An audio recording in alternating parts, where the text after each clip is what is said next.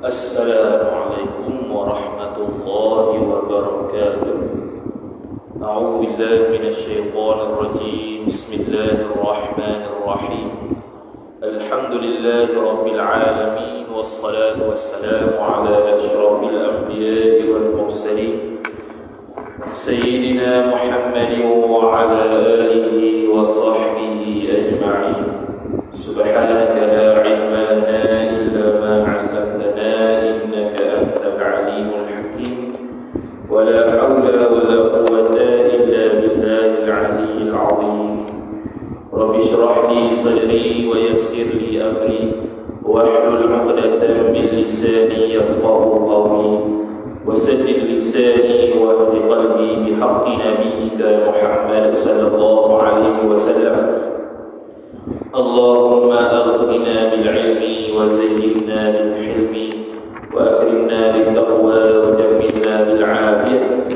Nawaitu ta'alluma wa ta'lim wa tadhakkura wa tadhkir wa naf'a wa intifa' wa ifadata wa istifadah wal hath 'ala tamassuk bi kitabillahi wa sunnati rasulih sallallahu alaihi wasallam wa du'a ila al-huda wa dalala 'ala al-khair ibtigha wajhillah mardatihi wa qurbihi wa thawabihi subhanahu wa ta'ala. Amin ya rabbal alamin. Kata musannif kitab Tuhfatul Tullab ke surat 104. Qala al-musannif rahimahullahu ta'ala wa nafa'allahu bi'ulumihi wa bi'ulumikum wa bi'ulumi masyayikhina fid darain amin ya rabbal alamin. Kata pengarang Syekh Daud bin Abdullah Al-Fatani rahimahullahu ta'ala, dan jika mati ia seorang, ia bapak seorang, maka wajib atasnya atas anak menggantikan, iaitu menggantikan isteri baru, ataupun difasakh seorang bapak dengan aib, yang dengan sebab aib yang terdapat pada isteri tersebut atau lainnya. Sampai di situ. Kemudian kasyarul liqa, tak baca habis lagi muka surat yang ke-255. Kata dia, wajib melakukan i'faf jikalau isteri bagi bapa masih kecil. Syekh Muhammad Al-Khatib Asy-Syabili rahimahullah ta'ala telah menerangkan dalam Mughni Muhtaj bahawa begitu juga wajib ke atas anak melakukan i'faf kepada bapanya apabila isteri bapa masih kecil, kerana tidak dapat menunaikan hajat syahwat. Jadi contohnya, selain daripada umur kepada anak tu lah, bapa tu kahwin dua, yang isteri kedua ni dia punya isteri dia kecil, umur 5 tahun. Jadi dengan sebab begitu dia tak dapat menunaikan hajat jima, maka mestilah anak tersebut melaksanakan i'faf juga ke atas wali, ke atas bapanya, supaya dia dapat menunaikan syahwat dia dengan baik. Sebab budak kecil tak adalah nak setubuh dia lebih kurang kerana akan menyakitkan mulut. Habis dibenarkan perkataan bapa terhadap hajatnya tanpa melakukan sumpah apabila zahir hajatnya. Imam Nawawi rahimahullahu ta'ala telah menyatakan dalam Minhajul Talibin wa 'Umdatul Mufti bahawa mesti dibenarkan perkataan bapa apabila zahir hajatnya bapa untuk bernikah tanpa perlu melakukan sumpah. Sebab kita kata dulu apabila zahir nyata bapa tersebut mempunyai hajat ketika bernikah, iaitu bersyahwat, maka boleh anak tersebut melakukan i'faf, melaksanakan i'faf dengan memberikan perbelanjaan tertentu untuk untuk bapanya membeli hamba ataupun bayar mahar untuk berkahwin. Jadi macam mana nak menyatakan dia berhajat? Maka cukuplah semata-mata bapa tersebut kata begitu tanpa bersumpah, untuk membenarkan perkataan dia. Syekh At-Tamimi rahimahullah ta'ala dalam An-Najmul Wahash dan Syekh Muhammad Al-Khatib Asy-Syabili rahimahullah dalam Mughni telah menyatakan bahawa perkara ini berlaku kerana tidak dapat diketahui zahirnya hajat sedemikian melainkan daripada daripada pihak bapak sendiri yang mengetahuinya. Jadi tidak berhajat kepada sumpah, kerana bapak dia sendirilah yang akan tahu kata dia sedang berhajat untuk bernikah. Tanpa Al-Haythami rahimahullah telah menerangkan dalam Tuhfah bahawa tidak diwajibkan ke atas bapa untuk bersumpah perkara sedemikian, kerana bersumpahnya bapa pada tempat ini tidak layak dengan kehormatannya sebagai seorang bapa. Jadi syarak mengiktiraf kehormatan seorang bapa kepada anaknya, maka tidak bolehlah dia tu nak menyahirkan hajat syahwat bapa sehingga perlu kepada sumpah kepada anaknya. Takut lupa ni. Tak lihat. Tak perlu buat begitu. Habis kelakuan bapa yang zahir membawa kepada penipuan terhadap hajatnya kepada pernikahan. Nampak zahir macam buruk ke mana pula? Syekh Muhammad Al-Khatib Asy-Syibini rahimahullah ta'ala telah menyatakan dalam Mughni bahawa apabila kelakuan zahir seorang bapa tersebut menunjukkan bahawa bapanya melakukan penipuan terhadap hajatnya untuk bernikah, maka berlaku kebarangkaian sebagaimana disebut oleh Imam Al-Azra'i rahimahullah ta'ala ketika itu sama ada anak yang tidak menyahut dan tidak memenuhi permintaan bapa tersebut ataupun bapanya perlu bersumpah terhadap hajatnya tersebut. Jadi ada keiktiman, kebarangkaian di mana ada muhtamal nak menyatakan keputusan hukum. Bila nampak zahir macam menipu, lapor ke mana? Bila zahir nampak macam menipu, maka anak tersebut boleh saja biarkan kebarangkaian itu. Dan boleh juga kita menunaikan permintaan bapa tapi dengan sebab melalui sumpah. Sebab zahir nampak macam buruk. Zahir buruk anak sendiri lah tahunya. Kelakuannya tidak tanduk nampak macam buruknya.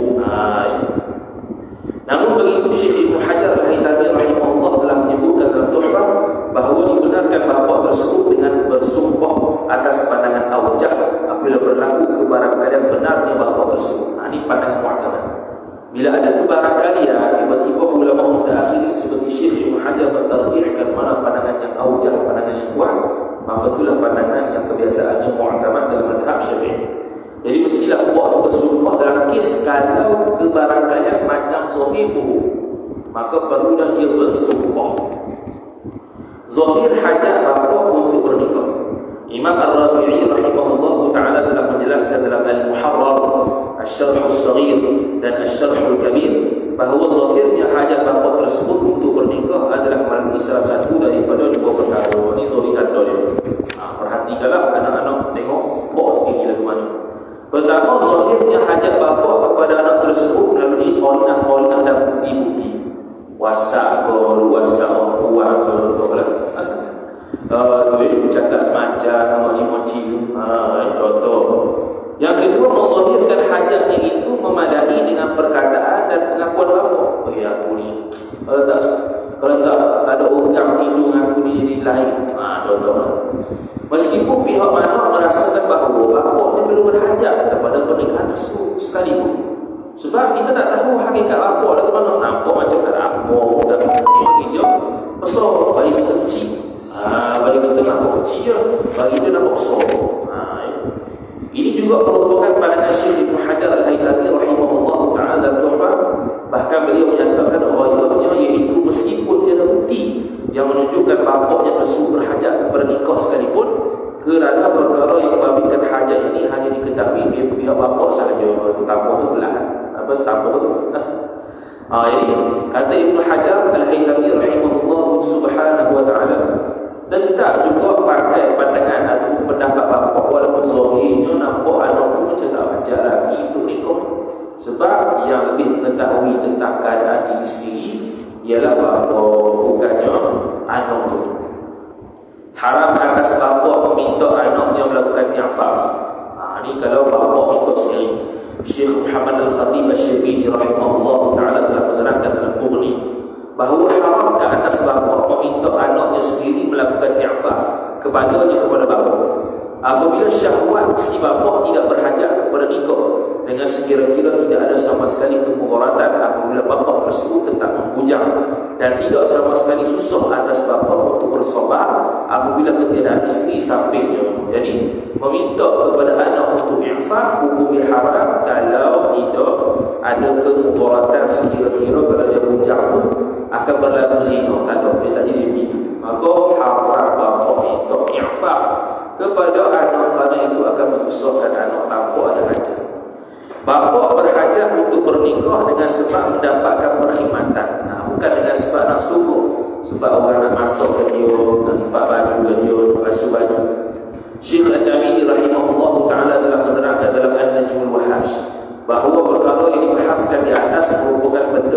sangkut paut dengan penungaian hajat syahwat si bapa. Adapun jikalau si bapa berkehendak untuk bernikah dengan tujuan untuk mendapatkan perkhidmatan disebabkan si bapa tersebut sakit umpamanya, maka Imam Ibn Rif'ah rahimahullah ta'ala telah menyatakan bahawa wajib atas anak melakukan i'faf juga seperti mana wajib atas anak memberikan ubat-ubatan dan sebagainya jika bapa sedang mengalami kesakitan. Hal ini berlaku kerana semua perkara ini termasuk benda yang memenuhi keperluan si bapa tersebut. Jadi Allahumma salli ala Muhammad. Jadi atas pandangan Ibn Rif'ah, walaupun dia tidak ada hajat syahwat untuk bersubuh, tapi ada hajat untuk berkhidmat kepada diri sebab dia sakit untuk orang jaga masak dan sebagainya, maka boleh juga kata Ibn Rif'ah rahimahullah ta'ala, walaupun nak kahwin bukan kerana bersubuh. Syekh Muhammad Al-Khatib Asy-Syarbini rahimahullah telah menyatakan dalam Mughni bahawa pandangan Imam Ibn Rif'ah rahimahullah ta'ala tersebut muafakat dengan pendapat Imam As-Subki rahimahullah ta'ala. Bukan itu sahaja, bahkan Syekh Muhammad Al-Khatib Asy-Syarbini rahimahullah menyatakan bahawa pendapat tersebut merupakan pandangan yang sahih apabila berlaku hajat bapaknya kepada perkhidmatan. Ini pandangan yang sahih, boleh kata mu'tamad juga, kata bahawasanya kalau bapak tu nak berkahwin kerana nak ada perkhidmatan daripada seorang isteri, boleh. Boleh, kena wajib i'faf juga. Namun begitu perkara semikian tidak dinamakan sebagai melaksanakan i'faf. Dia tak panggil i'faf pula kata. Sebab i'faf ini menjaga diri daripada maksiat. Jadi sekarang ni khidmat ni bukan maksiat. Kalau tak ada khidmat bukan jadi maksiat pun. Namun begitu terdapat sebahagian ulama yang berpandangan bahawa berkehendak atau berhajat kepada khidmat itu dah tidak dapat dihasilkan melalui pernikahan. Tak dapat mana boleh nikah dapat hasilkan perkhidmatan. Hal ini berlaku kerana tidak ada sama sekali khidmat yang wajib dilakukan oleh isteri terhadap suaminya. Hal ini asalnya tak wajib isteri khidmat pada suami. Tapi Imam Rafi'i rahimahullah ta'ala sebut nisbah tabi'at perempuan khidmat pada suami. Nisbah hakikat asal hukum tak ada wajib. Bahkan kerja isterinya hanya serupuh dengan suami itu asal kerja dia. Perkara ini sudah maklum terhadap setiap orang tanpa berlaku perselisihan pandangan sama sekali. Adapun khidmat isteri terhadap suami seperti mana yang kita dapat melihatnya sekarang itu hanya berdasarkan hukum. Yang kita tengok sekarang ni orang masak, cuci baju, lipat baju, itu di semua hukum bukan pada hukum wajib juga itu. Bab berhajatnya seseorang terhadap khidmatan itu lebih luas berbanding bab pernikahan. Oleh sebab itu, hajatnya seseorang kepada perkhidmatan itu tidak mungkin dicapai dengan semata-mata meminjam hamba seseorang, menyewa tukang khidmat dan sebagainya. Begitu juga tidak dapat menaikkan hajat kepada berkhidmat dengan sumpah berhajat bernikah ini. Jadi, nisbah hakikat perempuan itu pada hukum syarak tidak wajib untuk berkhidmat kepada suami. Hanya satu saja khidmat yang wajib, kalau dia ada setubuh pun mesti setubuh, itu ya. Kalau tidak ada udzur syarak, kalau ada udzur syarak boleh ditolak dan tak jadi khusus. Bahkan suami tidak boleh mendakwa hakim mahkamah bahawa dia menolak ajakannya. Bila hakim tanya semula kenapa tolak, mungkin dia akan kata itu ada keuzuran, maka tidak boleh mencegah ketika itu. Tidak boleh ada apa-apa tindakan kepada isteri untuk dia bebaskan diri dia daripada memberi nafkah, sebab dia tak buat demikian kerana ada usul.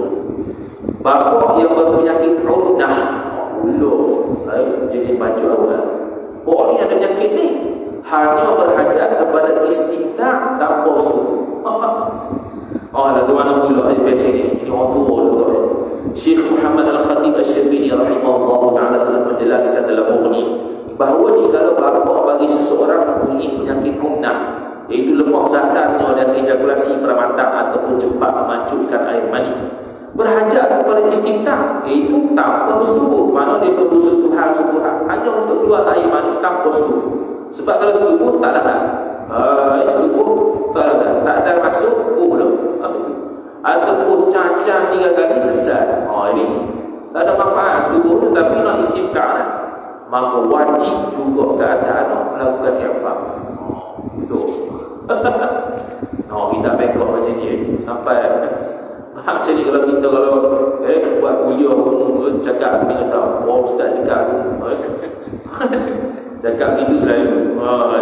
Pendapat ini berlaku seperti mana zahir perkataan ulama dan ditarjihkan oleh Imam Az-Zarkashi rahimahullah taala. Wajib juga, wajib seluruh khidmatan, wajib ifah, nak seluruh wajib ifah, nak istifta sebab dia nak pun wajib ifah. Bapa yang berpenyakit terpotong zakatnya, tak ada zakat pun gagal juga, hanya berhajat kepada istifta tanpa bersetubuh. Hak tu sama ke tak dengan yang di atas? Sama saja. Kau pipis saja, tak payah baca iman masuk. Kau pipis je. Jadi pok yang unnah keluar dari mani cepat, atau pok tak ada zakat sebab accident umur 54 tak terkeluar zakat, tak mati lagi kawan. Jadi tak boleh nak syukur, dia hanya boleh nak istiftah, nak bersedap-sedap. Wajib tu. Baik. Hari kemudian oleh musannif rahimahullah taala. Kedua sebab beberapa masalah yang dan haram ke atas bapa ibu waktu sahaya anak bapa. Haram ke atas bapa bersetubuh sahaya anak. Kalau anak ada sahaya lah. Sebab sahaya tu hanya halal tu anak, bukan untuk bapa. Dan wajib, sebelum itu kita baca dulu. Hukum bapa bersetubuh bersama hamba sahaya anaknya. Kata musannif, dan haram atas bapa itu waktu sahaya anaknya. Syekh Ad-Damiri rahimahullah ta'ala telah menjelaskan dalam An-Najmul Wahash bahawa hukum tersebut berlaku kerana hamba perempuan bukan yang merupakan isteri bagi bapa tersebut, dan bukan juga merupakan hamba yang dimilikinya yang dimiliki bapa. Bahkan itu merupakan hamba yang dimiliki anak, bukannya isteri bapa. Maka tak boleh dah setubuh anak hamba perempuannya anak.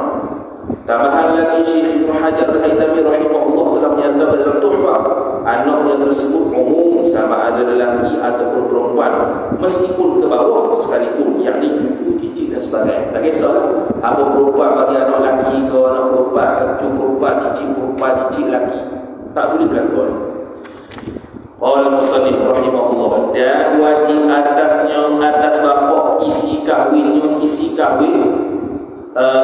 bapa tu, yakni bila dia setubuh. Bila dia setubuh dengan hamba bagi anak, wajib dia bayar mahar. Dan tiada had, tiada hukuman hudud atas kau. Sebab apa? Kerana syubhah. Sebab apa syubhah? Kerana nak kata tak milik anak tu hasil daripada diri dia. Jadi seolah-olah bukan kau semua milik anak tu milik kau. Ini timbul syubhat situ ya. Bukan kata syubhat anak tak nyata semua dah. Sebab anak tu ada hamba. Anak tu pula pak dia tu anak dia. Segala benda yang anak dia miliki, boleh jadi tak semua tu adalah milik pak dia juga. Timbul syubhat situ ya.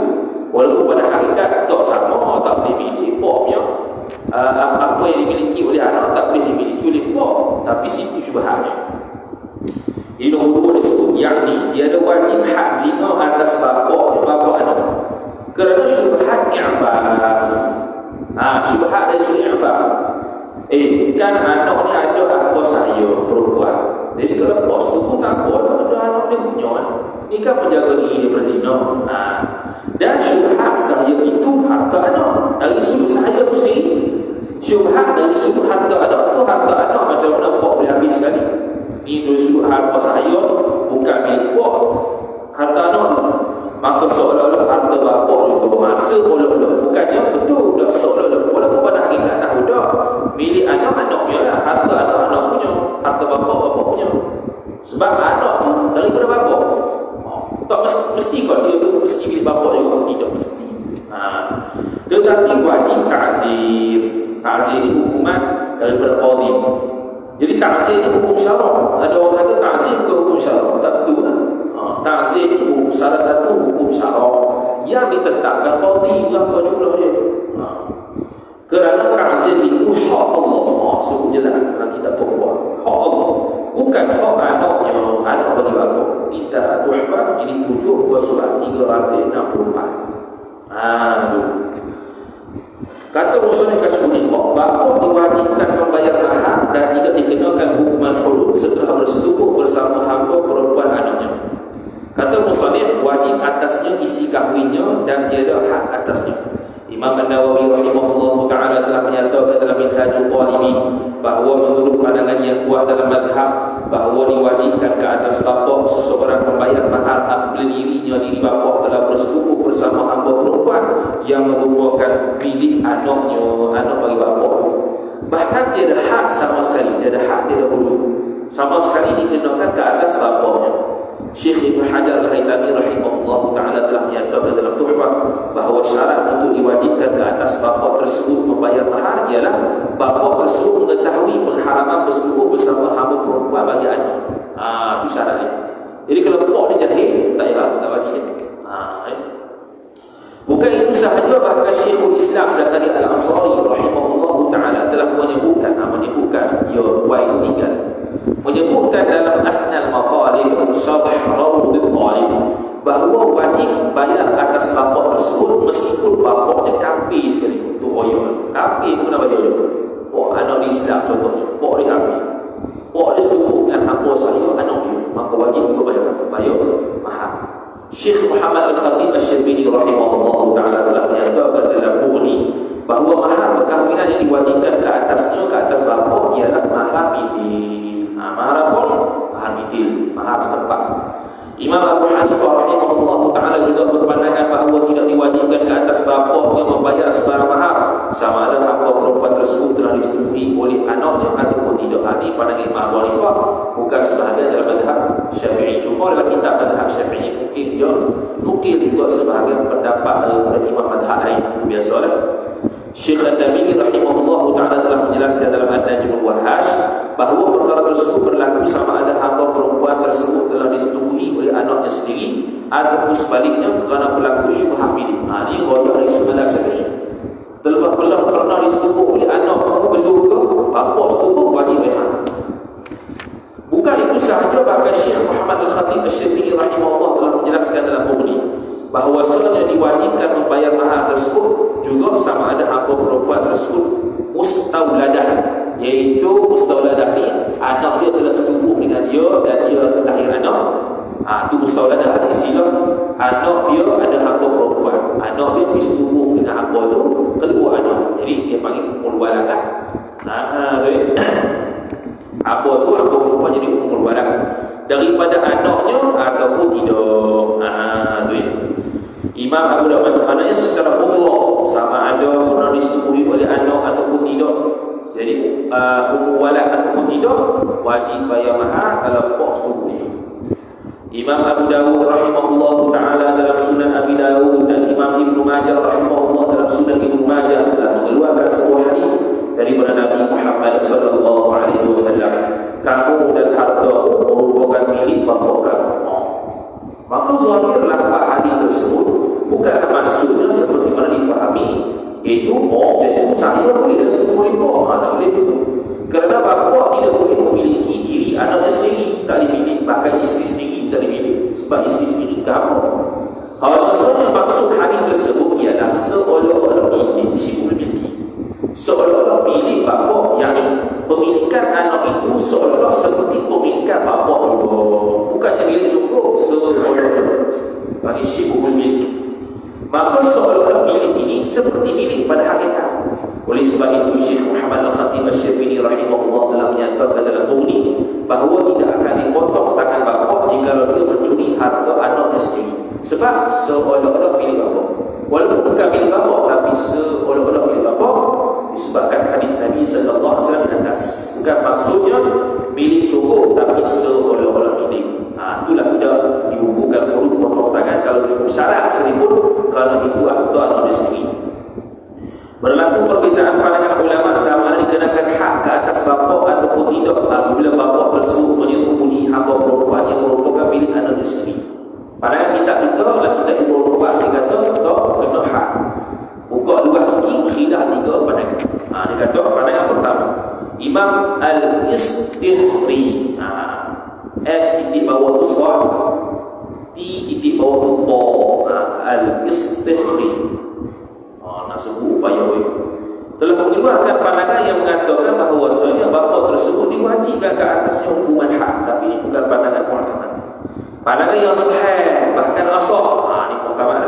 Menurut Syekh Muhammad Al-Khatib Asy-Syarbini rahimahullah, tidak dikenakan had, bahkan hanya dikenakan ta'zir. Ini macam yang kita idhul bab ke atas bapa kerana berdasarkan hak Allah Subhanahu wa taala, bukannya hak anak tersebut, seperti mana disebutkan oleh Imam Ar-Rafi'i rahimahullah taala. Syekh Muhammad Ar-Rafi'i rahimahullah telah menjelaskan dalam Hidayah bahawa dikenakan ta'zir ini juga syaratnya ialah bapa itu bersetubuh bersama hamba perempuan bagi anaknya dalam keadaan mengetahui pengharamannya. Ini kita sebut tadi, syaratnya mesti tahu. Itu disebut oleh Syekhul Islam Zakaria Al-Ansari dalam Asnal Maqalib juga. Begitu juga dikenakan ta'zir ke atas setiap orang yang melakukan perbuatan haram yang tidak ada sama sekali dikenakan had ataupun kafarah. Sama lah. Jadi polis yang tengah hukuman kena denda RM5,000 boleh ta'zir. Kalau dalam perbuatan itu kesalahan tersebut tidak ada hukuman hudud ataupun kafarah yang perlu dilaksanakan, boleh dikenakan ta'zir. Pandangan yang ketiga paling sedang sekali, tidak dikenakan ta'zir sama sekali. Hudud pun tidak, ta'zir pun tidak. Tapi itu bukan pandangan mu'tamad dalam mazhab Syafi'i. Habis, diwajibkan arsyul fikarah. Itu satu istilah. Allah baksubuh laku apa ni? Habis itu arsyul fikarah boleh terusan keperawanan perempuan. Itu orang yang merosakkan darah perempuan. Itu arsyul fikarah. Dia dalam bab jinayat asal. Dalam bab jinayah, orang yang ditumbuk farah perempuan sampai hilang darah, dia kena bayar benda-benda tertentu. Jadi diwajibkan arsyul fikarah apabila seorang bapa bersetubuh bersama hamba perempuan yang dimiliki anaknya. Syekh Muhammad Al-Khatib Asy-Syarbini rahimahullah telah menjelaskan dalam buku ini bahawa diwajibkan arsyul fikarah, iaitu denda yang dikenakan kerana menghilangkan darah seorang perempuan. Dia arsyul fikarah dengan ta'zir tadi lain. Ta'zir tadi nisbah dia bersetubuh. Arsyul fikarah ni bayaran yang kena sebab menghilangkan darah. Jadi darah ni satu kenikmatan yang besar daripada Allah Ta'ala. Jadi kalau hilang tu kena bayar. Bayar. Ke atas bapa, wajib juga bayar ke atas bapa yang telah bersetubuh bersama hamba perempuan yang dimiliki oleh anaknya tersebut, seperti mana disebutkan oleh Imam Al-Mawardi rahimahullah ta'ala. Namun begitu, Syekh Abdul Hamid Asy-Syirwani rahimahullah telah menerangkan dalam Hasyiah Asy-Syirwani ala Tuhfatul Muhtaj bahawa dikenakan arsyul fikarah tersebut hanya berlaku jikalau hamba perempuan tersebut darah sahaja. Kalau darah lah, sebab itu namanya arsyul fikarah, bukannya lain. Dihukumkan sebagai wati syubhat apabila bapa bersetubuh bersama hamba perempuan anaknya. Dihukumkan sebagai wati syubhat apabila bapa bersetubuh bersama hamba perempuan anaknya. Syekh Ad-Damiri rahimahullah ta'ala telah menjelaskan dalam An-Najmul Wahhaj fi Syarh Al-Minhaj bahawa bapa tersebut telah melakukan wati syubhat apabila dirinya bersetubuh bersama hamba perempuan yang dimiliki oleh anaknya menurut pendapat yang kuat dalam mazhab. Kena tengok, kena tahu. Bila kita fiqh sebut bersetubuhan, bukan sampai kena keluar mani. Hal semata-mata tenggelam hasyafah, walaupun sekali itu boleh. Tak syarat tenggelam satu batang. Tenggelam hasyafah saja. Tenggelam hasyafah perang lalu, itu ada hukum macam-macam. Jadi boleh jadi selepas daripada kita habis kashfuddin ni, kalau rajin-rajin boleh buat pula satu berita berkaitan dengan hukum hakam persetubuhan dalam negara, ataupun hukum hakam yang berkait dengan persetubuhan. Daripada segi dari sudut munakahat, dari ibadah ada lagi ibadah muamalah kita ada tu. Ibadah dengan munakahat, banyak hukum yang berkaitan dengan persetubuhan.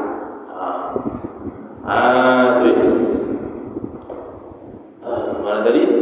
Apabila dirinya bersetubuh menurut pandangan yang kuat dalam mazhab, maka jika menurut atas pandangan ini, maka diwajibkan ke atas bapa tersebut membayar mahar kepada anaknya. Ini kalau kata wati syubhat, kena bayar ke anak sebab dah wati. Oleh itu Syekh Muhammad Al-Khatib Asy-Syarbini rahimahullah telah menjelaskan dalam Mughni Al-Muhtaj ila ma'rifati al-fadhil minhaj bahawa jika bapa tersebut merupakan orang yang mempunyai harta, maka anak tersebut boleh mengambil mahar tersebut daripadanya. Boleh bolehlah anak tu ambil mahar. Sebaliknya, jika bapa tersebut merupakan orang yang susah dan tidak mempunyai harta, maka hutang mahar tersebut berada dalam zimmah. Mana ada hutang? Ada hutang dengan pokoknya. Ada hutang dengan anaknya. Kita hari Ahad 3 nanti mahar. Sini. Soalan. Betul. Mahar. Sini. Satu bulan mahar. Sabtu, Ahad, Isnin, Selasa, Rabu. Kemudian kata musannif rahimahullah taala, kata musannif, sebahagian ulama mengatakan bahawa jikalau bapa tersebut merupakan orang susah dan tidak mempunyai harta, maka tidak sama sekali sabit hutang mahar tersebut di dalam zimmahnya. Kalau dia ni pesek tak ada duit, sebagai ulama kata tak ada zimmah, tak ada. Keatas hutang zimmah berat. Zimmah ni tanggungan yang tak dibayar. Contoh kalau orang tu tak potong sembahyang, tu dia berada pada zimmahnya. Itu maksud dia. Zimmah ni tanggungan dia. Namun begitu Syekh Al-Damiri rahimahullah taala telah menyatakan bahawa menurut pandangan yang sahih, jika bapa tersebut susah dan tidak mempunyai harta, maka ia berada dalam zimmahnya juga. Pandangan yang sahih menurut Syekh Al-Damiri, mana ni menurut pandangan mu'tamad dalam mazhab Syafi'i, tetap juga walaupun bapa tu tak ada harta, dia berada pada zimmahnya. Dengan makna kalau buat tu mati esok sebelum farqih, harta tu kena pergi pada anak dulu. Mahal tu. Sabit musaharah hamba perempuan kepada anak. Sabit musaharah. Musaharah ni dia panggil apa? Musaharah dia ada mahram tiga. Nasab, musaharah, radha. Radha tu susuan, nasab tu keturunan lah. Musaharah ni tak tahu musaharah ni nak terjemah apa. Cuma dalam kitab Melayu tersebut persepedaan. Iaitu kita nikah dengan seorang, maka pihak perempuan punya keluarga itu ada sebahagian jadi mahram kepada kita. Contoh kita kahwin seorang perempuan, maka mak dia jadi mahram kita. Kalau kahwin dengan janda, anak dia perempuan akan jadi mahram kita dengan syarat kena setubuh dengan perempuan tersebut. Kemudian nisbah mertua pula dapat nantu dia itu mahram. Itu persepedaan itu. Ini musaharah. Sebab puak dia setubuh dengan hamba. Bila puak setubuh dengan hamba, seolah-olah ada sabit musaharah di sini. Dengan sebab persetubuhan. Persetubuhan itu pernikahan dah, ini bahasa dah. Syekh Al-Damiri rahimahullah ta'ala telah menerangkan dalam An-Najmul Wahash fi Syarh Al-Minhaj bahawa seperti mana gugurnya kewajiban hak ke atas bapa dan kewajiban bapa membayar mahar kepada anaknya dengan sebab persetubuhan yang berlaku antaranya dengan hamba perempuan milik anaknya, maka sabit juga mahram secara musaharah antara anaknya dengan hamba perempuan bagi anaknya. Itu sabit musaharah pula. Mana jadi mahram lepas bos setubuh, tak boleh dah lah anak tu setubuh lepas tu. Syekh Muhammad Al-Khatib Asy-Syarbini rahimahullah telah menjelaskan dalam Mughni bahawa perkara ini berlaku kerana hamba perempuan milik anaknya tersebut ketika berlaku persetubuhan, maka hamba perempuan itu menjadi mustauladah bagi bapaknya. Sebab apa mustauladah bagi bapak? Pak setubuh. Bila pak setubuh, seolah-olah hamba perempuan itu isteri pak. Andai katalah kita kata isteri pak. Bila isteri pak, kita kalau asal tanpa tengok hamba tu tidak, kita boleh tak kita setubuh dengan pak yang disetubui pak kita, yang bukan pak kandung kita, tak boleh. Itu disabit musaharah. Ini dalam hamba. Oleh itu menjadi mahramlah hamba perempuan tersebut kepada anaknya selama-lamanya. Tak boleh setubuh dah anak. Asalnya hamba anak. Bukan itu sahaja, bahkan hamba sahaja yang telah disetubui oleh bapaknya itu berterusan menjadi milik anak selama mana tidak menjadi puting atau mengandung hasil persetubuhan tersebut. Selama mana dia belum mengandung lagi hasil persetubuhan itu, selama itulah dia masih milik anak, dan walaupun milik anak dia tak boleh dah setubuh sebab dia jadi mahram. Semua masalah yang disebutkan di atas hanya terkena kepada masalah hamba perempuan yang belum disetubui oleh anaknya. Itu. Jadi yang kata sabit mahram tu kalau anak dia tu setubuh hamba perempuan, dia ibu, barulah sabit mahram. Ataupun telah disetubui oleh anaknya, akan tetapi membuatkan hamba tersebut tidak mengandung hasil persetubuhan bersama anaknya. Itu juga kalau dia dah setubuh. Dia dah setubuh dah dengan hamba perempuan tu, tapi tak ada hasil anak.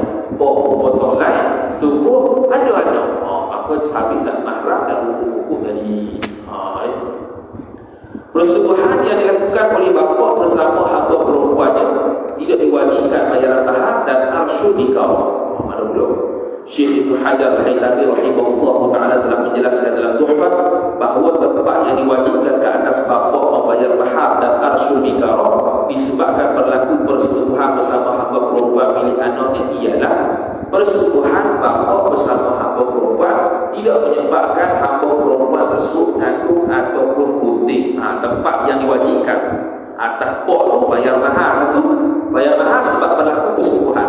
Arsyul nikah kalau hamba perempuan tu masih dalam, maka pecah dalam sebab persetubuhan, maka berlakulah bayaran dua tu bila pok tersetubuh hamba perempuan dan tak menyebabkan hamba perempuan tu ngadu, maka kenalah arsyul nikah dengan mahar. Yang kedua, menyebabkan hamba perempuan mengandung atau penting, akan tetapi bapaknya mengakhirkan atau melewatkan pancutan air mani daripada menenggelamkan hasyafah zakat sebagaimana berlaku pada baliknya, iaitu tusukan hasyafah zakat berlaku terlebih dahulu kemudian terpancut air maninya. Sekali lagi menyebabkan hamba perempuan mengandung, okeylah, kena bayar mahar dengan arsyul nikah bila menyebabkan hamba perempuan mengandung ataupun putih mana sama lah. Akan tetapi bapaknya mengakhirkan, ini syarat tentang arsyul nikah dengan mahar ini, melewatkan pancutan air mani daripada menenggelamkan hasyafah zakat seperti mana berlaku pada ghalibnya, pada kebiasaan, iaitu kebiasaan itu tusukan hasyafah zakat berlaku terlebih dahulu kemudian terpancut air mani.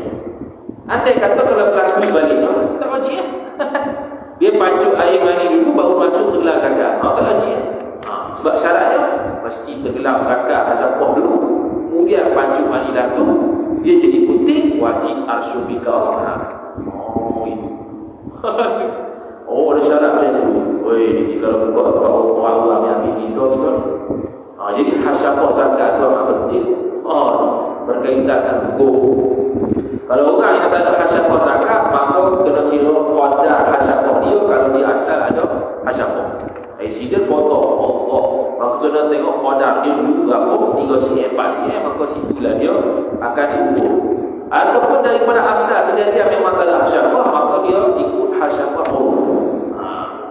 Sebaliknya, terdapat beberapa keadaan yang menyebabkan bapaknya tidak diwajibkan membayar mahar dan arsyul nikah meskipun berlaku persetubuhan. Ini dua keadaan yang tak wajib pok bayar zakat, tak wajib pok bayar mahar, tak wajib pok bayar arsyul nikah. Pertama, hamba perempuan mengandung hasil persetubuhan daripada bapak, okeylah, bapak tu dia setubuh mengandung, tetapi berlaku penenggelaman zakat iaitu hasyafah selepas memancurkan air maninya. Hak terbalik tadi, yakni bapaknya memancurkan air mani yang terlebih dahulu kemudian menusukkan hasyafah zakat. Hal ini berlaku kerana persetubuhan itu berlaku selepas daripada keluarnya air mani. Hak ini tak wajib walaupun mengandung hasil persetubuhan. Maknanya boleh juga berlaku mengandung kalau pancung air mani dulu kemudian tusuk zakat. Lagu mana tu? Tu boleh berlaku. Sebab si sperma ni dia lari, dia berjaga. Dia tak mesti air mani macam itu, sperma harusnya itu. Dia sperma ni dia kena tengok pada air mani dia tu. Kalau air mani dia tu putih, pekat, dan pekatnya itu lebih kurang 20 ke 30 minit kemudian cair, makna sperma dia tu sihat lah. Kalau terlalu cair tak sihat, terlalu pekat tak sihat tu. Lebih sejam 2 jam tak cair-cair pas sudah. Maka bila sejam 2 jam tak cair-cair pas sudah, sperma tu tak jalan. Bila sperma tak jalan, tak boleh mengandung kuat. Jadi sperma yang sihat ialah putih, lagi pula pekat, dan dia akan cair ketika mana lepas 20 ke 30 minit. Tu sperma yang sihat. Tu berdasarkan doktor lah beritahu. Ada macam-macam sikit lah. Kemudian kata musannif, hamba perempuan yang kedua, hamba perempuan mengandung hasil persetubuhan daripada bapa, akan tetapi berlaku penenggelaman hasyafah zakat tersebut bersama-sama dengan pancutan air mani. Tadi sebelum Ni sama-sama. Sama tengah-tengah macam syah masuk. Setubuh. Gaduh tak wajib harus nikah orang.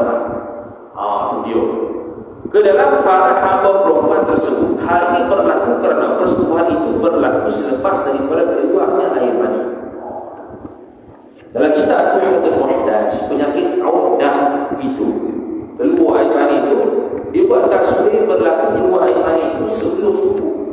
Itu memang memang boleh fasah kalau perempuan nak fasah. Tapi kalau sekadar orang masuk juga, tapi cepat awal, hak tu boleh atasi kalau tahu cara. Itu kena ngaji lah pula subuhnya. Laki bini dia ada cara dia nak melambatkan, boleh bantu melambatkan selambat mungkin lah. Kena sabar lah ni. Lalu habis cerita tu nak degah-degah habis tu boleh. Kalau mukadimah ni boleh lah baca kitab Ihya Ulumuddin ke Syarah Ihya Ulumuddin Ithafsan Taqi. Tengok dia bahas lagu mana. Kita Arab baca lah dalam kitab Melayu ni.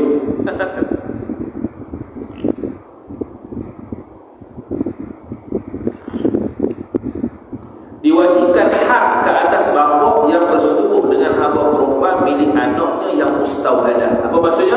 Anaknya dah setubuh dengan hamba perempuan, kemudian poknya setubuh pula dengan hamba perempuan yang telah disetubuhkan dengan anaknya.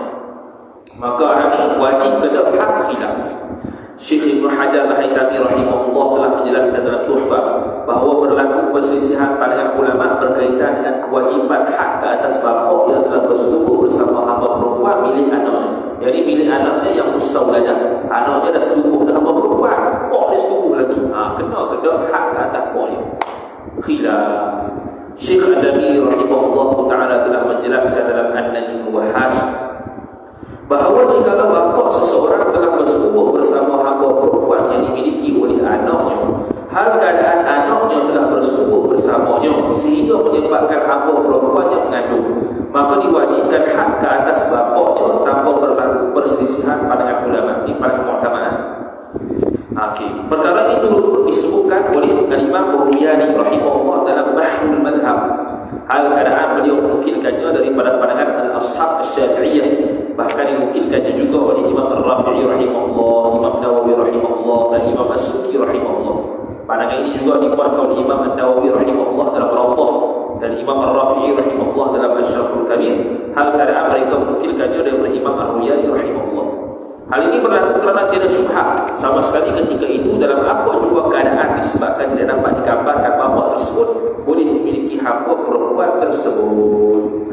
Jadi kalau anak dia sudah setubuh dah dengan hamba perempuan, pak dia setubuh lagi, wajib hak. Pandangan pertama.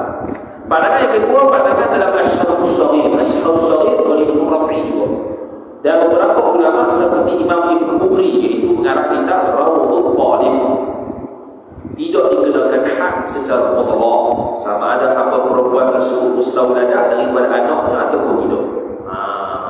Hak dulu itu tak kena hak tu kalau tidak mustawladah. Kalau mustawladah tidak. Syekh Abdul Hamid yang dulu tak kenakan hak itu kalau tidak disetubuhi oleh anaknya. Adapun disetubuhi oleh anaknya khilaf. Syekh Abdul Hamid Asy-Syirwani rahimahullah ta'ala telah menyatakan dalam hasyiahnya bahawa ini merupakan pandangan yang mu'tamad. Syekh Syirwani mentarjihkan pandangan yang mengatakan tak ada hak secara mutlak sama ada telah disetubuhi oleh anak ataupun tidak, pandangan mu'tamad. Itu padahal tadi nombor yang pertama tu nampak macam kuat lah, sebab disokong oleh Imam Nawawi, disokong oleh Imam Rafi'i. Jadi ada khilaf, ada imam khilaf yang mu'tamad dalam Syafi'i. Kalau dia tu setubuh dengan hamba sahaya yang telah disetubuhi oleh anak sendiri, adakah kena hak ataupun tidak? Khilaf. Bapa bersetubuh bersama hamba perempuan milik anak melalui dubur, adakah dikenakan hak? Dubur dah. Dubur hukum haram, cuma kena hak ke tak? Itu lain. Berlaku perselisihan pandangan ulama berkaitan dengan hukuman hak ke atas bapa yang bersetubuh bersama hamba perempuan milik anaknya melalui dubur. Pandangan pertama, Syekh Ibn Hajar Al-Haytami rahimahullah ta'ala Tuhfah dikata dikenakan hak atas bapa. Adapun pandangan kedua, Syekh Ramli dalam Nihayah tidak dikenakan hak Syekhon mutaakhirun, al-mutaakhirin, syekh yang mutaakhiri di kalangan madhab Asy-Syafi'i radhiyallahu ta'ala anhu. Ini lagi hal pertama. Hal boleh ya. Kemudian seseorang bersetubuh bersama hamba perempuannya yang saling mahram. Seseorang bersetubuh bersama hamba perempuan yang saling mahram. Hamba saya dia ni kakak dia, contoh adik dia pergi setubuh, adakah dikenakan had? Kita ada dua beberapa kau. Syekh Muhammad Ar-Rabi rahimahullah dalam Nihayah, Syekh Ibn Qasim Al-Ubbani rahimahullah dalam Hasyiah Ibn Qasim ala Tuhfah, dan Syekh Abdul Hamid Asy-Syarwani rahimahullah dalam Hasyiah Asy-Syarwani ala Tuhfah telah menjelaskan bahawa seseorang yang bersetubuh bersama hamba perempuan yang sabit mahram, sama ada dengan sebab keturunan ataupun susuan ataupun persemedaan ataupun pernikahan, maka tidak dikenakan hak sama sekali atas yang walaupun mahram sendiri. Bapa bersetubuh bersama hamba perempuan yang dimiliki anaknya pada beberapa majlis berkali-kali. Majlis inilah kita semua, bukan kita rekod majlis setubuh pada majlis. Mana beberapa kali wajib kau bayar mahal sekali atau banyak? Kan yang kata tadi kena bayar sekali ke banyak kalau dia setubuh kali. Tu dia. Al-Qadhi Husain rahimahullah telah menyatakan bahawa apabila kita berpandangan bahawa wajib ke atas bapa seseorang membayar mahar hasil persetubuhan bersama hamba perempuan yang dimiliki anaknya, maka bersetubuhnya bapa bersama hamba perempuan tersebut dalam beberapa majlis berkali-kali itu akan menyebabkan bayaran mahar juga bergantung dan ulang-ulang. Kena bayar banyak kali. Kalau setubuh banyak kali dalam beberapa majlis. Beberapa majlis ni maknanya sekali setubuh beza-beza waktu lah. Hari ni, bulan depan gitu. Bapa bersetubuh bersama hamba perempuan yang dimiliki anaknya sebanyak semajlis dalam keadaan bersukan zakatnya banyak kali. Wajib membayar mahar sekali atau banyak kali. Syekh Ad-Damiri rahimahullah ta'ala telah menjelaskan dalam An-Najmul Wahhash bahawa tiada perselisihan pandangan ulama sama sekali terhadap tidak berulang-ulang pembayaran mahar ke atas bapa apabila bapanya bersetubuh dengan hamba perempuan yang dimiliki anaknya dalam satu majlis dalam keadaan kadar bersukan zakatnya. Kedalaman hamba perempuan tersebut berlaku yang kali. Beza dengan beberapa majlis. Jadi iktibar keadaan mahar tu bila beberapa kali bersetubuh dalam satu majlis. Wajib membayar mahar apabila melakukan wati syubhah ataupun bersetubuh ketika berlaku pernikahan yang fasad. Ini serupa pun tak apa. Kalau berlaku wati syubhah, kita nikah dengan kita dan adik kita nikah dengan seseorang perempuan yang adik-adik itu. Tiba-tiba malam tertukar dengan tak sengaja, maka jadi wati syubhah. Kena bayar mahar ataupun tidak, wajib bayar. Syekh Ad-Damiri rahimahullah telah menerangkan dalam An-Najmul Wahhash bahawa apabila seseorang melakukan persetubuhan ketika pernikahan tersebut fasad ni tak sah lah. Ada masalah, dia nikah dah ada qadhi bersetubuh tapi tak sah. Dia pergi setubuh, dia panggil nikah fasad, pergi setubuh, ketika nikah fasad wajib bayar mahar. Ataupun melakukan wati syubhah, maka diwajibkan atas orang tersebut membayar mahar sebanyak sekali sahaja, sama ada persetubuhan tersebut berlaku dalam satu majlis ataupun beberapa majlis. Jadi kalau wati syubhah 100 kali pun baru sekali. Perbezaan antara persetubuhan yang berlaku daripada pernikahan yang fasad atau wati syubhah dengan persetubuhan yang terjadi daripada bapa kepada hamba perempuan yang dimiliki anaknya ialah persetubuhan yang syubhah tersebut dianggap sebagai sama dan satu sahaja, sedangkan persetubuhan yang berlaku pada bapa tersebut dianggap berbeza dan banyak. Sebab itulah tu kena bayar banyak kali. Kalau majlis setubuh ni banyak kali. Ada wati syubhah ni cuma satu berlaku. Dalilnya ialah bapa tersebut berdosa dengan setiap persetubuhan yang dilakukannya. Jikalau bapanya mengetahui bahawasanya hukum persetubuhan tersebut haram, sedangkan persetubuhan yang berlaku kerana syubhah itu tidak berdosa sama sekali sebab tak sengaja. Kalau 100 kali tak sengaja, 100 kali lah tak dosa.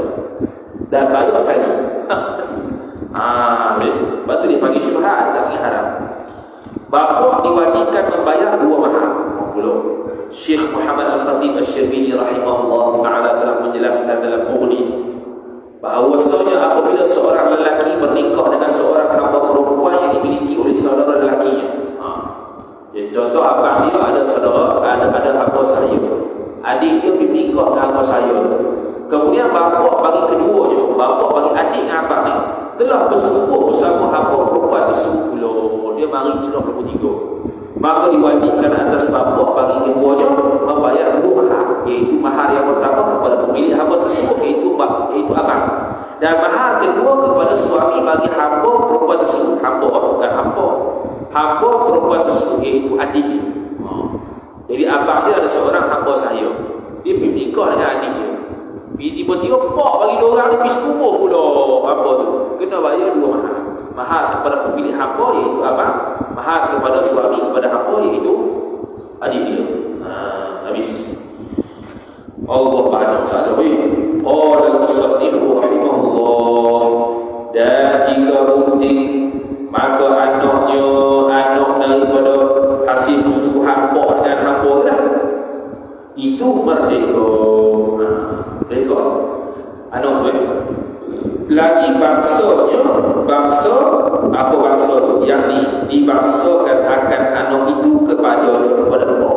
Mana pi dengan pak, anak tu akan pi dengan pak tu. Dan jadilah saya itu mak anaknya. Dia panggil apa? Ummul walad. Ummul walad mustawladah apa? Yang ini dinamakan dia ummul walad bagi bapa bagi anak tersebut. Tu. Kata Kasmunikah, status anak hasil persetubuhan bapa yang berstatus merdeka bersamanya atas pandangan tidak diwajibkan had. Status anak hasil persetubuhan bapa yang berstatus merdeka bersamanya bersama hamba saya atas pandangan tidak diwajibkan had. Kata musannif, jadi saya itu mau anaknya. Syekh Ad-Damili rahimahullah ta'ala dalam An-Najmul Wahhash fi Syarh al-Minhaj, dan Syekh Muhammad Al-Khatib Asy-Syarbini rahimahullah ta'ala dalam Mughni telah menerangkan bahawa hukum ini sama seperti seseorang bersetubuh bersama hamba perempuan yang ajnabiyah dengan sebab bakti syubhat, iaitu anak yang dilahirkan itu merdeka dan dinisbahkan kepadanya kepada lelaki itu.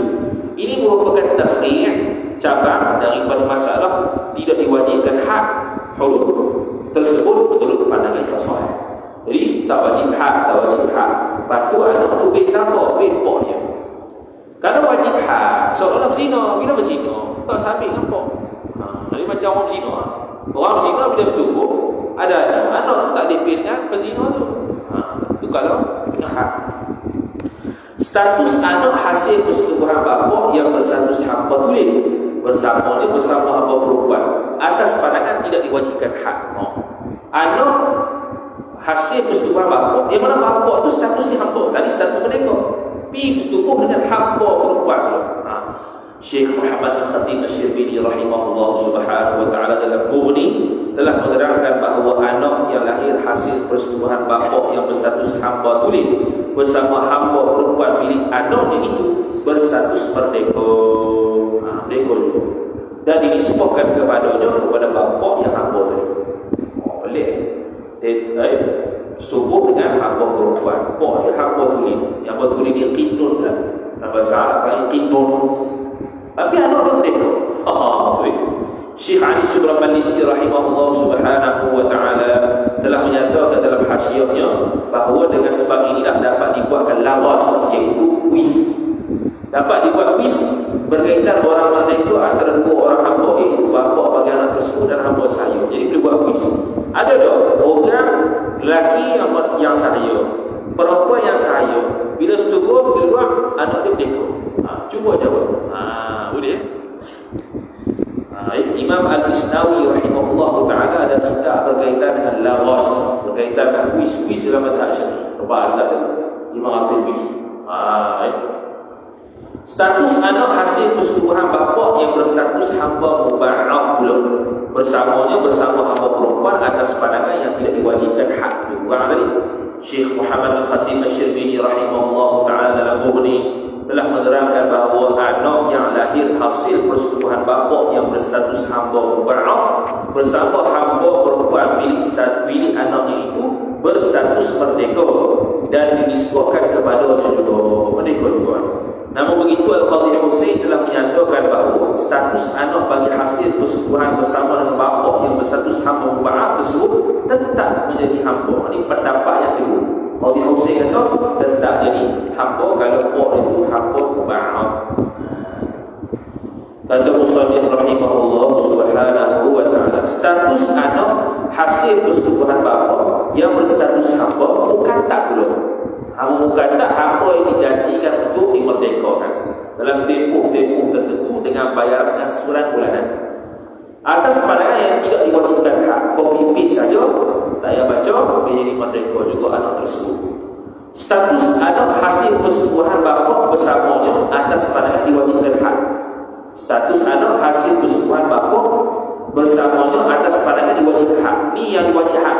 Tadi tak diwajibkan hak. Hak ni yang diwajibkan hak. Syekh Ad-Damiri rahimahullah ta'ala telah menyatakan dalam An-Najm Wahash bahawa jika kita berlaku atas pandangan yang mengatakan bapa tersebut diwajibkan hak, maka anak dilahirkan tersebut masih berstatus hamba. Sebab apa? Sebab tu tak kalau kata apa sebab apa? Sebab dia bukan bak zina ni. Dan tidak akan dinisbahkan anak tersebut kepada bapaknya. Ini boleh. Ini sama macam berzina. Bila berzina, laki perempuan, maka lahir anak. Bila lahir anak, anak tersebut tidak boleh diberikan kepada bapa berzina. Sama lah sini, tidak diberikan kepada pak dia dan anak tetap menjadi hamba, bukannya merdeka.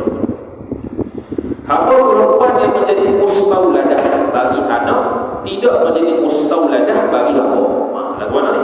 Imam An-Nawawi rahimahullah ta'ala telah menyatakan dalam Minhajul Talibin wa 'Umdatul Mufti bahawa jikalau hamba perempuan tersebut telah menjadi mustawladah bagi anaknya, maknanya dia telah bersetubuh dengan anak, maka tidak akan jadi mustawladah lagi bagi bapa. Kalau pak bersetubuh sekalipun tak akan jadi mustawladah bagi bapa, tetap menjadi mustawladah ummul walad bagi anaknya. Syekh Ad-Damiri rahimahullah dalam An-Najm Wahash dan Syekh Muhammad Al-Khatib Asy-Syafii rahimahullah dalam Mughni telah menjelaskan bahawa perkara tersebut berlaku kerana mustawladah itu statusnya tidak akan berpindah kepada orang lain. Ini kaedah. Ummul walad mustawladah tidak akan berpindah kepada orang lain walaupun orang lain itu. Masalah ini tidak perbezaan pandangan para ulama sama sekali.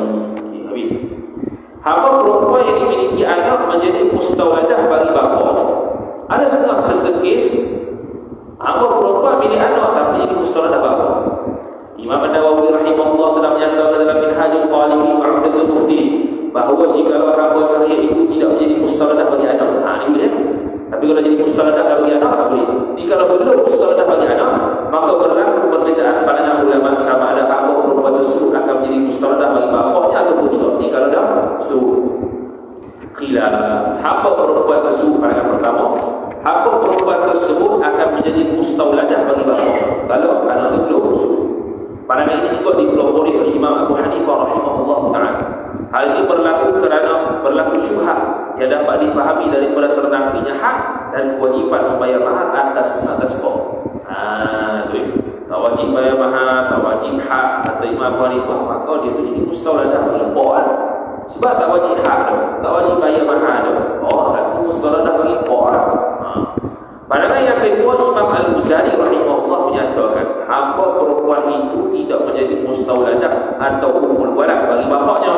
Hal ini berlaku kerana hamba perempuan tersebut tidak dimiliki oleh bapaknya. Jadi dia kata tidak menjadi mustawladah kerana mendidik kepada pemilikan kepada anak, bukannya kepada bapak. Ketika hamba itu mengandung ataupun bunting, tetap milik anak. Pandangan yang seterusnya, jikalau bapaknya itu merupakan seorang yang senang, kaya dan mempunyai harta, maka hamba sahaya tersebut menjadi mustawladah bagi bapaknya. Sebaliknya, jikalau bapaknya itu merupakan orang yang susah atau tidak mempunyai harta, maka hamba itu tidak akan menjadi mustawladah bagi bapaknya. Pandangan ketiga ini pada harta pokok. Tidak pada harta pokok itu berharta, dia jadi mustawladah. Kalau tidak jadi mustawladah. Kesemua hukum ini berlaku jikalau bapa bagi si anak tersebut statusnya merdeka. Ini kalau bapa merdeka lah. Sebaliknya, jikalau bapa bagi si anak tersebut statusnya ialah hamba tulen atau hamba mukatab atau hamba muba'ah, maka mustawladah tersebut tidak sabit sama sekali. Hanya sabit pada anak sahaja kalau anak itu setubuh. Kalau anak belum setubuh, tak jadi mustawladah lagi lah. Ni kes kalau anak belum subuh, pak is subuh. Jadi musradah bagi pak kena khilaf. Hamba perempuan habis. Qala al-musannif rahimahullahu ta'ala. Ini baca dah ni. Dan wajib situ. Wajib bagi bapaknya itu bermahar bagi anaknya. Sini. Okey. Qala al-musannif dia kata, dan wajib bagi bapaknya, bapak seorang itu membayar harganya bagi anaknya. Apa tu? Serta isi kahwin tiada harga anaknya. Tak faham? Nombor 5. Yakni wajib atas bapak. Wajib bagi bapak, mana wajib atas bapak itu membayar harga sahaya itu. Harganya sahaya itu bagi anaknya, anak bapak. Wajib atas bapak membayar harga sahaya bagi anaknya. Sebab apa? Kerana telah jadi sahaya itu kumul balad baginya, bagi pak mustawladah. Serta pula wajib atas bapa itu memberi isi kahwin kepadanya, kepada anak. Bayar harga hamba satu, isi kahwin satu, kerana telah maklum bahawasanya setiap wati itu, setiap persembahan itu wajib dengan mahar. Sebab itulah kasyuf nikah tadi sebut, kalau berlaku pengulangan majlis persetubuh, wajib pula menyangkali mahar. Tetapi tiada wajib ia seorang bapa memberi harga anak saya itu. Hamba saya dia bayar mahar, wajib. Hasil persetubuhan lahir anak. Anak tu wajib ke tak? Pak tu bayar harga anak, tak wajib. Tu yang kata.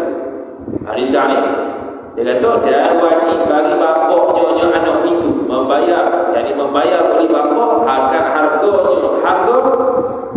saya. Betul. Harga saya bagi anaknya, anak bapa.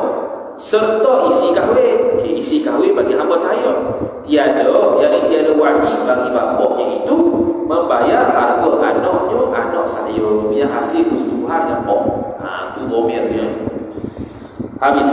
Hamba perempuan yang menjadi mustawladah bagi bapaknya diwajibkan membayar qimahnya. Qimah ni harga dan maharnya.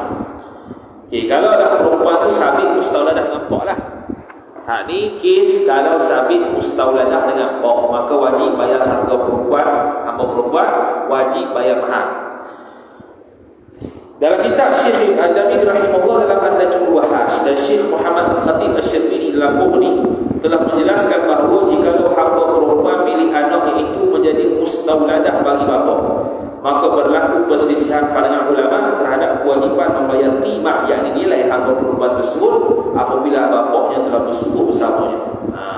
Bila menjadi mustawladah bagi bapa, khilaf ulama kena bayar kena qimah, harga tu.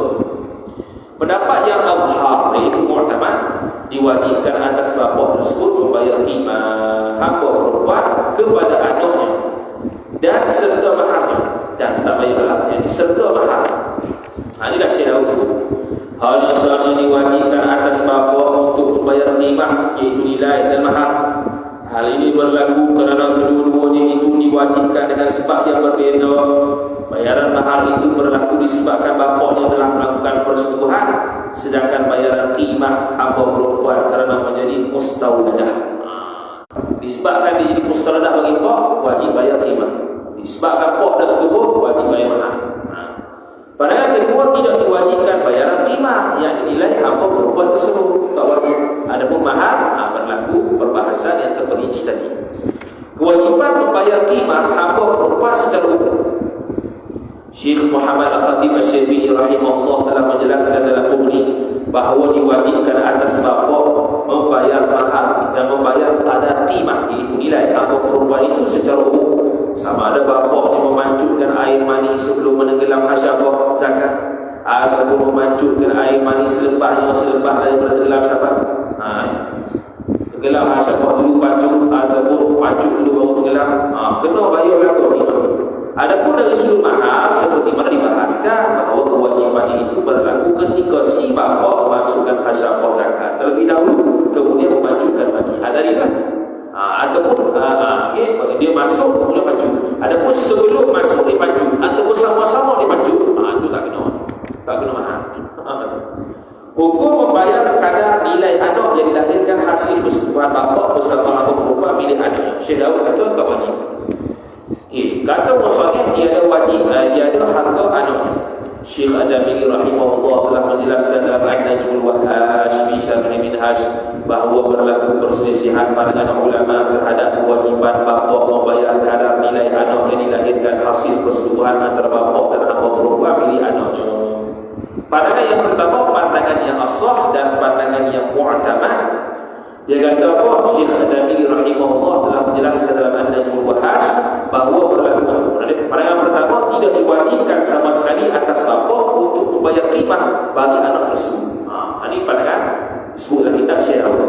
Syekh Muhammad Al-Khatib Asy-Syarbini rahimahullah telah menyebutkan bahawa hal ini berlaku kerana anak tersebut telah melazimi dengan qimah harga hamba perempuan yang nilai hamba perempuan dimasukkan sekali bersama dengan nilai hamba perempuan yang merupakan ibunya. Dia kata apa? Syekh Khatib kata, kenapa tidak wajib ni? Sebab anak tersebut, anak mana? Anak hasil persetubuhan pak dengan hamba saya telah melazimi dengan qimah nilai hamba perempuan yang nilainya dimasukkan sekali bersama dengan nilai hamba perempuan yang merupakan ibunya. Sekarang ni pak ni bayar dah qimah tu dah qimah hamba perempuan. Jadi anak dia perlu bayar qimah lain ke? Tak bayar sebab sekali dengan pak. Sekali dengan pak dia. Anak tersebut merupakan sebahagian daripada hamba perempuan yang disetujui oleh pak tadi. Maka anaknya itu termasuk di bawah nilai hamba perempuan tersebut. Itu pandangan pertama. Pandangan kedua, wajib membayar qimah anak yang dilahirkan. Itu secara mutlak. Pandangan yang ketiga, terdapat perincian. Jikalau kita mensabitkan hamba perempuan tersebut sebagai mustaudadah bagi bapa, maka tidak wajib sama sekali qimah anak tersebut. Jikalau kita mensabitkan hamba perempuan tersebut mustaudadah bagi, jikalau kita tidak mensabitkan hamba perempuan tersebut mustaudadah bagi bapa, maka bapa wajib membayar qimah anak tersebut. Ada perincian. Jadi pandangan mu'tamadnya tak wajib sama sekali. Sama ada dia tu mustaudadah ke tak mustaudadah, tak wajib. Sebab anak itu sebahagian daripada hamba perempuan. Hukum membayar kadar nilai anak yang dilahirkan tersebut dalam keadaan meninggal dunia.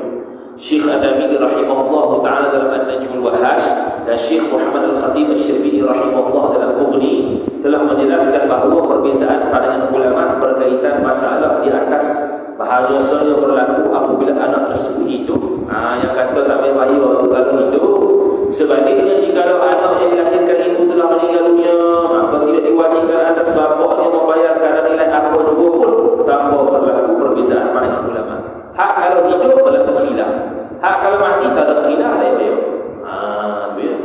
Kalau masih hidup, khilaf tiga pendapat yang kita sebut tadi. Hukum anak bersetubuh bersama hamba perempuan bagi bapaknya dalam keadaan menyangka dia merupakan hamba perempuan. Anak bersetubuh hamba perempuan dalam keadaan dia menyangka hamba perempuan itu hamba perempuan dia. Syekh Muhammad Al-Khatib Asy-Syarbini rahimahullah telah menerangkan dalam Bughnil Muhtaj bahawa jika anak bagi seorang bapa telah bersetubuh dengan hamba perempuan milik bapaknya, maka hukumnya seperti orang bersetubuh dengan perempuan ajnabiyah. Maka jika persetubuhan tersebut berlaku kerana syubhat, seperti anak yang menyangka bahawa orang tersebut merupakan hamba perempuan miliknya, maka anak yang dilahirkan itu merdeka dan wajib ke atas anak tersebut membayar qimah anak yang dilahirkan kepada bapaknya. Ini kes kalau anak bersetubuh hamba bapa.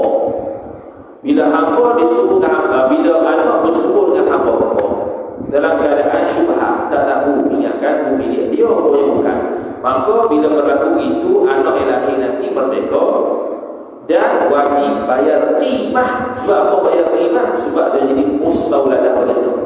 Seorang jadi mustaudadah bagi anak.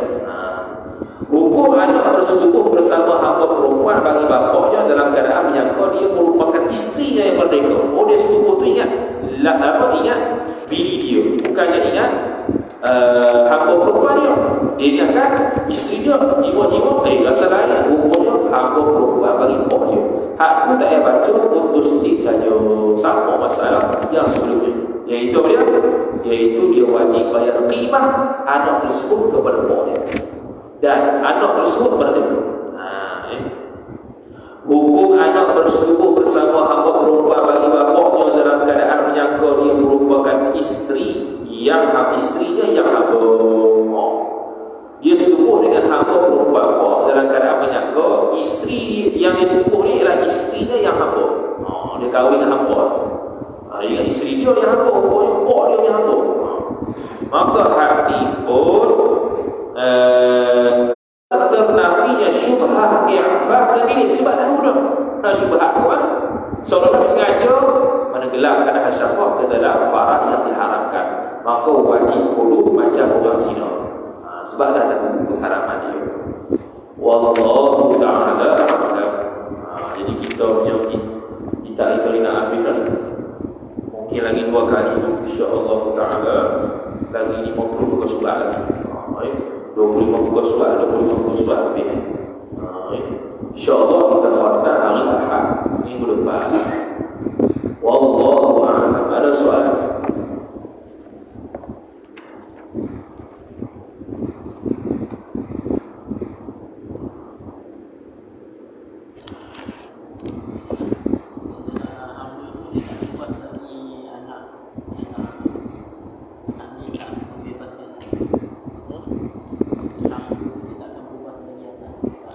Kalau hamba tu anak dia punya